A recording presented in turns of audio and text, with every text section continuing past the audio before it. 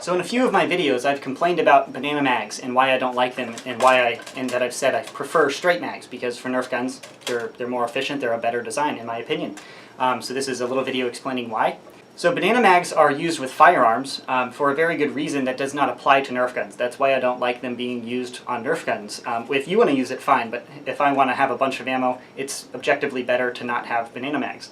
Banana mags in firearms are phenomenal because the cartridge size is not as consistent as a Nerf dart. The rear of a firearm cartridge is much larger than the tip, which is the bullet. The shell is wider because it has a bunch of powder in it. And that means the rear of the cartridge is taking up more space. And if you look at the radius here, this distance is going to be greater than this distance because it's a bigger radius. That's just a geometric fact there. So you can use more space in the back and have a more compressed fitting of your firearm cartridges. That's why an AK-47 mag, which uses a 7.62 round, it has a steeper curve than an M16 because it has a more gentle curve than the AK-47, and that's because of the ratio of the rear to the front. It is a direct relationship there because you need more space in the back for a bigger difference and less space in the front for a smaller tip. The 7.62 bullet isn't really that much different, but the rear and all that powder takes up a lot more space.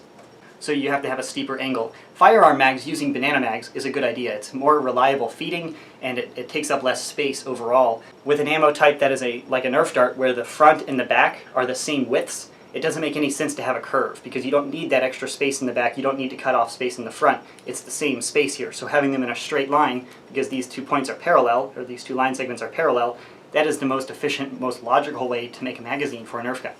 So hopefully that made sense. It's really just an efficiency thing, and that's usually how I actually Nerf. I mod for fun, I do all sorts of funny modifications and just for fun, and it's entertaining, but generally speaking when I Nerf I like to be efficient and I like to have gear that works really well. Generally speaking, function over form, but that's just my taste. If you use banana mags and you think they look cool, keep using them because they do look cool for certain people and certain loadouts and they look awesome, and generally speaking they work the same way.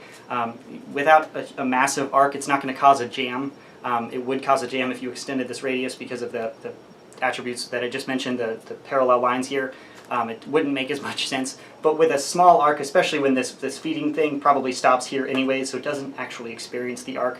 If you like them for the cosmetic appeal, go for it. They're cool for that. But if you try to make the argument that it's a better thing to use for a Nerf gun because you saw it on a firearm, that's not an actual argument. A lot of firearm techniques do not directly apply to Nerf guns.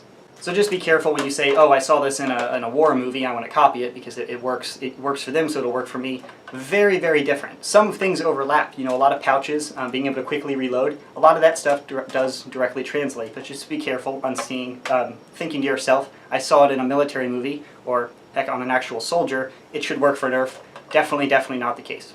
So that's just my explanation of why I don't like banana mags. For efficiency, again, I want to reiterate, if you like the looks, keep using them. They do look cool. That's cool if that's your reasoning. But if you try to argue this is superior to a straight mag, you're wrong.